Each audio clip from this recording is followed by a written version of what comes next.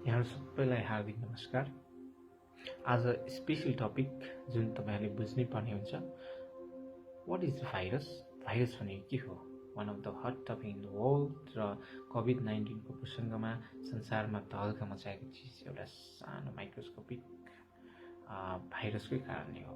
So virus भन्नुबित्तिकै एउटा सूक्ष्म संक्रामक जीव भनेर हामीले बुझिन्छौँ, जसको साइज चाहिँ लगभग 10 देखि 400 न्यानोमिटरसम्म हुन्छ। यो कुनै जीवको कोशिकाभित्र छिर्न अगाडि चाहिँ इनएक्टिभ फेजमा रहेको हुन्छ। लगभग भाइरस चाहिँ सबैभन्दा सानो पैथोजेन्स भनेर हामीले बुझ्न सकिन्छ यसलाई। भाइरसको स्ट्रक्चरली हेर्ने हो भने सबैभन्दा भित्रको भागमा चाहिँ न्यूक्लिक एसिडहरू मिलेर बनेको आरएनए र डीएनए हुन्छ, जसको कारणले गर्दाखेरि चाहिँ भाइरसले आफू जस्तै मल्टिपल रेप्लिकेट गर्ने काम गर्दछ, आफू जस्तै प्रतिलिपि बनाउन सक्दछ। त्यसलाई कभरिङ गरेर राखेको चाहिँ प्रोटिनस लेयरलाई हामी क्याप्सिड भन्छौँ र सबैभन्दाको बाहिरको भागमा चाहिँ लिपिड लेयर हुन्छ र त्योसँग एट्याच भएको त्यसलाई चाहिँ हामी भिरियन्स भन्छौँ। त्यसलाई प्रोटिनस स्ट्रक्चर भन्छौँ। त्यो प्रोटिनस स्ट्रक्चर भएको कारणले गर्दा चाहिँ के हुन्छ भन्दाखेरि यो जब सजीव वस्तुको कोषभित्र छिर्छ, कोषले यसलाई सजिलैसँग आफूभित्र इन्गल्फ गरेर लिन सक्छ र इन्गल्फ गरेर आफ्नो न्युक्लियसभित्र डिएनए आरएनए सँगै नै कम्बाइन हुने गरी लिन्छ र त्यसको स्वरूप नै, कोशिकाको स्वरूप नै परिवर्तन, त्यसको फङ्सन नै परिवर्तन गरेर त्यसलाई संक्रमण गराउने र आफू जस्तै नम्बर्स अफ रेप्लिकेट गरेर संक्रमण गर्ने गर्दछ। भाइरसले सबै सजीव प्राणीहरू, बोट बिरुवा, पशुपक्षी, जनावर, ब्याक्टेरिया, फंगाई, यी सबै चिजलाई संक्रमण गर्न सक्दछ। कमिङ ब्याक, अब कोरोना भाइरसको कुरा गर्दाखेरि कोरोना भाइरस चाहिँ बिग फ्यामिली अफ भाइरसेस। यसले चाहिँ सामान्य रुगाखोकीदेखि लिएर कडा श्वास प्रश्वास समस्यासम्म ल्याउने गर्दछ। यसको स्ट्रक्चरली हेर्दा यसको सबैभन्दा बाहिर भागमा चाहिँ क्राउन सेपेड स्ट्रक्चर भएको कारणले गर्दाखेरि यसलाई नोभल कोरोना भाइरस भन्ने गरिन्छ, नयाँ फाइन्डिङ भएको कारणले 2019 मा। र यस्तो संक्रमण पहिला पनि हामीले देखिसकेका छौँ। 2003 मा सार्स को संक्रमण देखिएको थियो। 2012 मा चाहिँ मिडल इस्ट रेस्पिरेटरी सिन्ड्रोम भनेर मेर्स जुन चाहिँ क्यामलबाट आएको थियो। सो सामान्यतया हामीले रुगाखोकी लाग्दाखेरि चाहिँ एउटा रोटा भाइरसले संक्रमण गराइरहेको हुन्छ। फ्लूहरू लगाउनको लागि चाहिँ इन्फ्लुएन्जा भाइरसले हामीलाई संक्रमण गराइरहेको हुन्छ। त्यसको विरुद्धमा चाहिँ हामीले तातो पानी खाने, नुन पानीले गार्गलिङ गर्ने, स्टिम बाथ लिने देखि लिएर खानपानमा झोलिलो तातो चिजहरू खाने गरि नै रहेका छौँ र हामी ठिक भइरहेछौँ। तर coming to corona virus, it's new र यसको एन्टिडोट पत्ता लगाउने कुरामा चाहिँ साइन्टिस्टहरू, मेडिकल साइन्टिस्टहरू is working, doctors and medical team are working efficiently and very worthy. तर यसको ठ्याक्कै एन्टिडोट नभएको कारणले हामीले प्रिकसन्स मेजरहरू लिनु एकदमै जरुरी फर अल द डिजिज। सबै समस्यामा चाहिँ हामी हाइजेनिक प्र्याक्टिस गर्न एकदमै जरुरी छँदैछ। सो नेक्स्ट थिङ बुझ्ने पर्ने सिम्पटम्स, लक्षण भन्नुबित्तिकै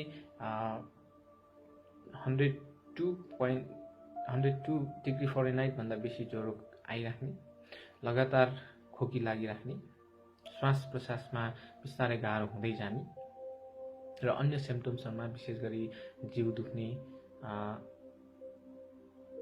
त्यसपछि खानाको स्वादहरू नपाउने, सम फ्यु पर्सेन्टमा चाहिँ डायरिया हुने, भमिटिङ हुने, टाउको दुख्ने, यी समस्याहरू देखि नै रहेका छौँ। अब सिम्पटम्स पछि हामी यसको कसरी सर्छ भन्ने विषयमा जाउँ। कुनै पनि संक्रमित व्यक्तिले हाँस्यौँ गर्दा 10,000 ड्रपलेट्सहरू प्रड्युस गर्छ। जब खोक्दाखेरि 3,000 ड्रपलेट्सहरू निस्किन्छ र it goes up to 1 metre, 1 मिटरसम्म यसको दूरीसम्म त्यो जान सक्दछ। त्यही भएको कारणले गर्दाखेरि यसको ड्रपलेट्सबाट सर्ने गर्दछ, मेन टु मेन। अर्को कुरा चाहिँ के हुन्छ भने संक्रमित व्यक्तिले खोक्दा हाँस्यौँ गर्दा चाहिँ त्यो सतहमा गएको हुन्छ र त्यो सतहमा चाहिँ हामीले छुयौँ र छुएपछि हामीले डाइरेक्ट आफ्नो नाक मुखमा छोएको खण्डमा यो डाइरेक्टली शरीरभित्र जाने गर्दछ र इन्फेक्सन गर्ने गर्दछ। नेक्स्ट थिङ, दिशाबाट पनि कहिलेकाहीँ सर्न सक्छ भन्ने अपुष्ट छ।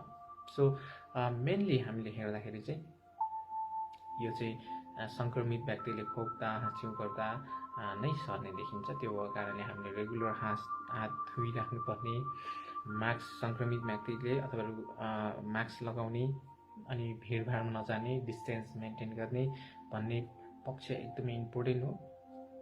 सो कोरोना भाइरस शरीरभित्र छिरेपछि कसरी छिर्छ र के गर्छ भन्ने विषयमा अलिकति थोरै जानकारी लिउँ। यो विषयमा